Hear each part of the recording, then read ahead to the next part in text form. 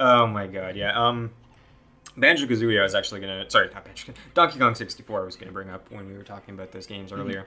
Donkey Kong 64, in my humble opinion, not a great game. A lot of people share that opinion, I would say. Yeah, and it's like, I have acid flashbacks every now and then to the segment of the final fight with King K. Rool, where you have to fly in through the toe of his gigantic... and as we all know, flight controls in N64 games are ass, yeah. Just poopy garbage. Absolute dog doo-doo. And flying in through that toe, like, every now and then I just, like, I think of that hole in that boot and, like, getting Diddy's crappy jetpack through it, and it makes me sad. Yeah, no, like, that's a legitimate opinion to have on that. I think, though, kind of one of the things that I have the most mixed feelings on, as far as Donkey Kong was, is that I really liked the rotating cast of characters. I thought it was cool that you get to switch between characters at your leisure, and they each have different abilities. But what I hated was that you have to, every single time you unlock a new character, every single blue banana for Lanky Kong in every area that you've already treaded has now become gettable, as it were. And it's like, now you gotta backtrack and get all his crappy bananas and all his crappy banana coins. And, ugh. Just heartbreaking. No, I definitely feel that. Especially, like, the completionists that we are. Yeah, exactly. 100%. There's no percent like 100%. Let me tell you that for free. I know, right?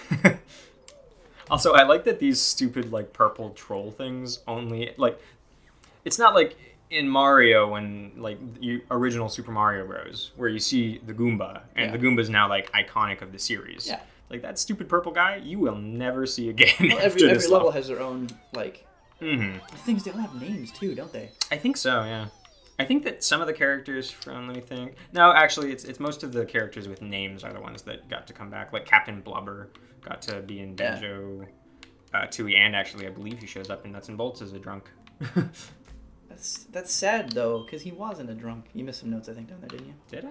Nope. I got it. I'm just crazy. No, he becomes an alcoholic. No. He runs a pawn shop in Banjo-Tooie. Okay, I'm okay with that, because he does love gold. Exactly. There's one of the original characters that they had conceived of when they were trying to work on the original Banjo was this black-bearded pirate character. Mm-hmm. And in Banjo-Tooie, he makes his first actual appearance in a game because he shows up in Jolly Roger Lagoon as an alcoholic who's, like, drunk himself under a table or whatever. Yeah. And he keeps muttering to himself that, like, "Gay! It was the two of you that ruined my chances," and stuff. But he's like, muttering and stumbling out of his chair. So that's the sort of stuff that I love that Rare does. It's like little references to their own stupid shit. I loved Rare back in the day. Yeah. I talked a little bit earlier about how I think Banjo-Kazooie is a better game than Super Mario 64. Here's another unpopular opinion for you. Diddy Kong Racing is a much better game than Mario Kart 64. Ooh. Just, like, uncomparably better. Like, they might as well be different games. I mean, yeah. I think... Oh, they are different games. Yeah. But, like, they might as well be different genres. Not even spoken about in the same breath, yeah. I think that Diddy Kong's Racing is better than Mario Kart 64. I'll agree with that. I think that the subsequent Mario Kart games have a lot going on for them, and I like the current Mario Kart 8 or whatever is, like, untouchable. It's incredible. But, like, it's still limited. Like, you can fly in a plane in Diddy Kong Racing. True thing. You got the hovercrafts. Like, it just, like, that alone lets for... And I know, like, you just pointed at me with the hovercrafts. No. I know what you're going to say. It's actually not about the hovercraft, I promise. Okay. Because the hovercrafts, like, they take some getting used to. They control, like... They're not great. But, it just, like, opens up so much more you can do. Like, you would never get an entirely water level in, like, Mario Kart 8. Because you can't drive a car across water. They do go underwater in some of the levels. They do, but like there's not like an entire. It's not a gameplay shift. It's like this is a beach level, where it's like Diddy Kong Racing had like this is an ocean course. You know, like you would be best to either use a plane or a hovercraft. ... Yeah, that's kind of the thing. You can use a car, but it's gonna suck. Can you not ground pound yet? No, I gotta go up to Mumbo's village to right, and then you gotta like stomp on the kill Conga first. We're gonna spit eggs at him. I'm not gonna kill him. They're eggs. He's gonna run away like a baby. Also, did you see those wicked jukes? Yeah, no, that was sick. Boom. That's money, baby. You're ready for the final boss. I also like that Kong is a pretty stark reference to the character modeling that they were doing for Donkey Kong 64. Yeah. Did that come before? 64 came out after Banjo. Yeah. I thought it did. But because it used that weird like expansion thing in the N64. Yeah, you know what's funny?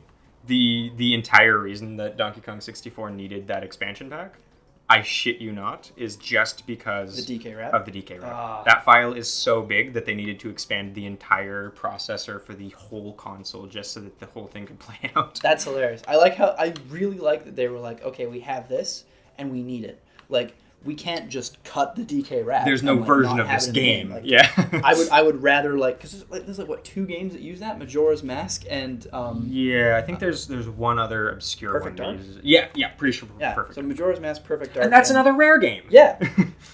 It's just like we need to invent this fucking piece of technology so that we can have our DK wrap. So funny. Yeah. Is that the talent trot you just picked up? Yeah. Most important thing in the entire game. Yeah. Talent trot. Any game that has a move where you walk faster is like that's the most important move. Boom.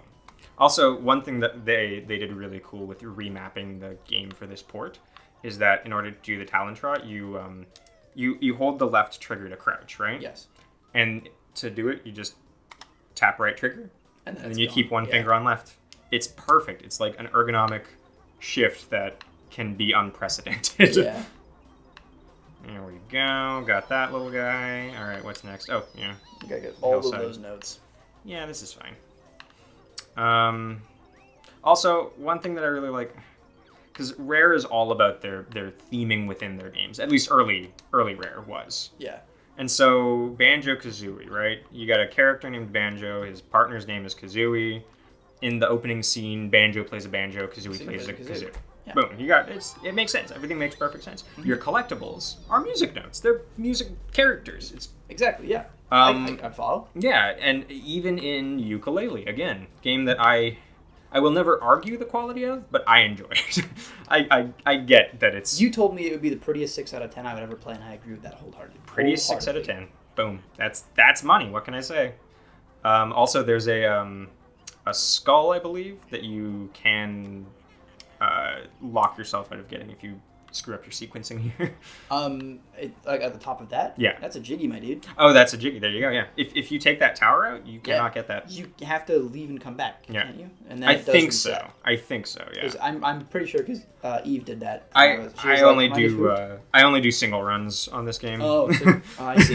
Sorry, I wasn't aware. The professionals are here now, Ben. I'll just take a seat. That's a call out for Eve, by the way. I'm sure she'll be thrilled.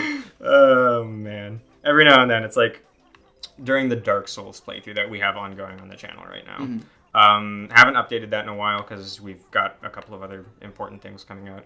Actually, a couple of other important Rare themed things. I'll wink at the camera for that one. But in the Dark Souls playthrough, Tony, who is, of course, sitting in with me doing it, he has a friend whose mother is a literature professor at the local university. Okay. And that is Professor Dean. Professor Dean is the biggest fan of Horrible Nevin and his awful, awful Dark Souls exploits of anybody I have spoken to. That's very funny. Every time I do something badass, I give Professor Dean an extra special shout out. That one's for you, Professor Dean. That's pretty rad. Yeah. She's very good. I don't have a story like that, but one of my friends, his girlfriend, did write a real paper that she submitted on fictional religions to a university, and it was about Bloodborne. Oh, that is very good. I was going to say, is it like...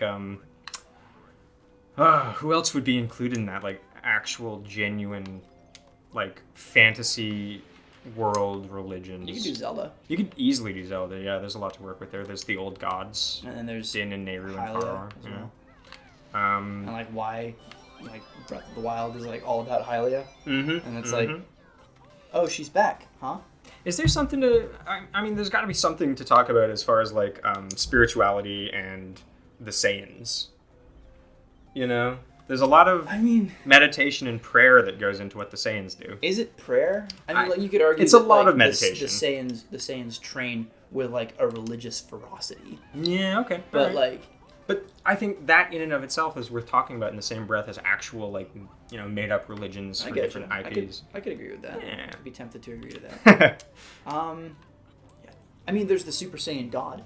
Yeah, of course. And then that's something to talk about. And I mean, there's also what's his name? Shenmue, the super dragon that grants wishes. Shenmue. Shenron. It's definitely not Shenmue. Shenmue. Shenmue's that one. Shenmue's that other thing. Oops. Shenron. Shenron the dragon. The super dragon that provides wishes to people like that. He's got deified powers if I've ever seen them. I really like how that every like iteration except kind of GT, every iteration of Dragon Ball like steps up the dragon game a bit. Mm-hmm. Like there's like Dragon Ball has like Shenron. Yep. Dragon Ball Z has the Namekian dragon. Yep. Kurunga. Dragon Ball GT had like a dragon for every wish that was ever made, and like Omega Shenron as like a villain. Friggin' Omega Shenron. Yep, and then that's a mean character. Yep, and then freaking Dragon Ball Super has, I don't know what his name is, but it's like Super Shenron or something. He's a giant gold dragon that's the size of the universe. That's pretty good. Yeah.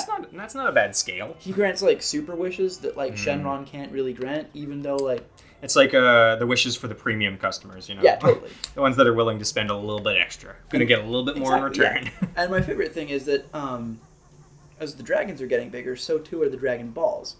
Oh, how big are the Dragon Balls in Dragon Ball Super? Oh, they're the size of planets. Oh, are they planets? Do they have ecosystems? Is it like a Halo ring? At one point, there's a tournament for the Super Dragon Balls, but everyone notices there's only 6 of them, and the actual fighting in this tournament is happening on a small planet. Okay. And then it turns out that the fighting was like on a Dragon Ball, and they were fighting on a Dragon Ball. Okay, that's pretty cool. Yeah. I'll give them that. You sold me. Man, there was like a little bit of I mean, I'm just gonna come out and say it. There was a little bit of vague racism going on with Mumbo Jumbo. I don't know if it's all of that vague. But in Banjo-Tooie, I'm not sure how familiar you are with the characters. I know you can play as Mumbo Jumbo. Yeah, instead of Mumbo's not the one who transforms you in that game. Mumbo, you get to take control of and use his witch doctor powers. It's like a Native American lady, isn't it? Yeah, and her name is Hoomba Woomba, and she lives in a wigwam, which I think is probably the worst sentence I've said out loud today. Yeah, I mean, that was skillful right there. Yep, next level stuff. Yeah, like that's not ideal. It's pretty bad. It's not like blackface, like it's, but it's pretty freaking bad. Let's be clear that you could do worse than Hoonga Woonga's wigwam. Hoomba Woomba's wigwam. Thank you. It's very bad though. But like at that point, like you're trying to do worse. It takes a very special breed of person to think, how much further can we push this? Yeah. Are we being racist enough? I think we should do like Hoonga Woonga's wigwam. I don't think we've offended enough people with our incredibly racist witch doctor. Yeah, I know, right? Oh god, those boys and their video games. England is a different place. I believe. Oh, which one am I? You got the one on top of the totems. Right. I'm telling you. No, I forgot about that one. I was thinking I had the sequencing down perfectly so that I could just stroll out of here as an ant and not have to retransform. You called out Eve too. I did. Well, I haven't made anything ungettable yet. Exactly. Yeah, I'm still gonna do it all in one go. Transform me back, Mumbo. What are the conditions for you to turn into a dishwasher or a washing machine?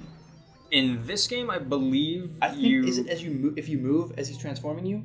Because Eve, I swear to God, had like a 70% failure rate on transformations. Every single time she stepped on that goddamn thing, she was gonna be like a dishwasher. I think different. A washing machine. Yeah, I think different. The different files have different probabilities, but I know that you can unlock a code by Wishy-Washy Banjo. Yeah, I do think you have to unlock Wishy-Washy Banjo before you can actually use it, though. Like, I think you gotta do the honeycomb. Yeah. All right. Where's that other Jiggy then? Which one am I forgetting?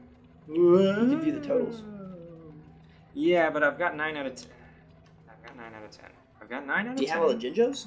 I got all the Jinjos Okay. already. What am I fucking forgetting?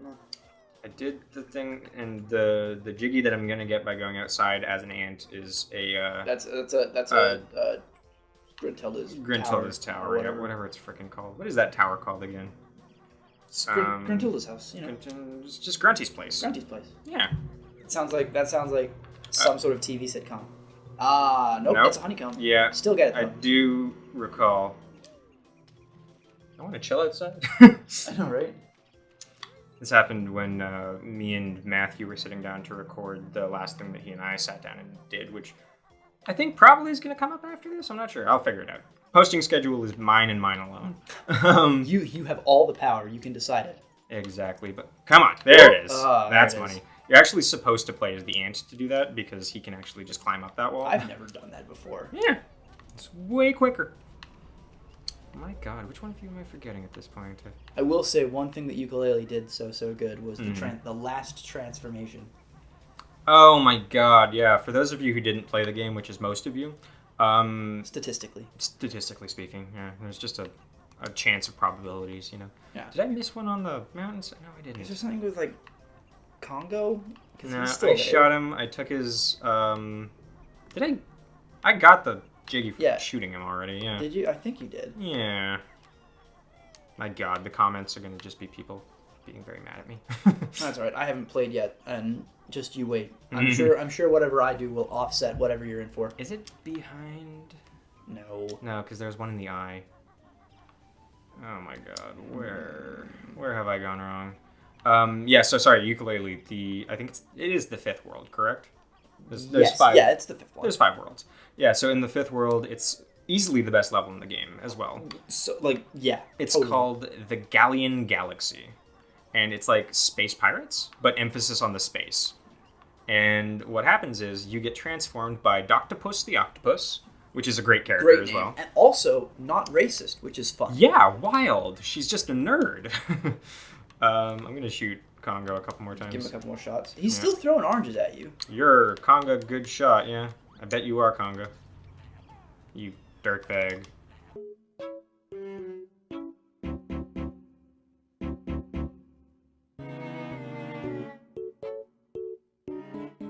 Or sports bra? I don't know. Yeah. No, I'm not getting like positive dings anymore. I feel like you're just kind of like fucking with the monkey at this point. Just shooting a monkey a lot. Classic Harambe jokes. That's an old meme, but it checks out. It's never not relevant. Is there something to do with the bull? No, the bull's just unkillable. I thought the bull was unkillable. Yeah. What am I missing? Unkillable and Click Lock Wood too. I got you guys. I don't have to. Do you actually have 10 jiggies and we didn't notice? I think it only went to 9. Yeah. All right. View totals. Mamba's Yeah, you're 9 out of 10. 9 out of 10. I got everything. 16 minutes and 59 seconds, though. That is pretty good time. It's not bad. I mean, if we had checked earlier, I'd probably... Oh, fucking end my life. There we go. Yep. Yeah, okay. That one, of course. I'm going to assume some responsibility for that one. Because I did remind you not to do that. We missed the forest for the trees on that one. Yes. That's easy to to sidestep. Yeah. One other thing that I really liked about... Again, I'm going back to nuts and bolts. Mumbo's role in it. In these games, Mumbo... Never played it. That's fine. Don't rush or anything. But in this game, Mumbo is the guy who transforms you. He gives you the X factor in each level. And he's not in every level, but... Oh! That's an interesting thing to have happened. And we're back. All right! Uh-huh.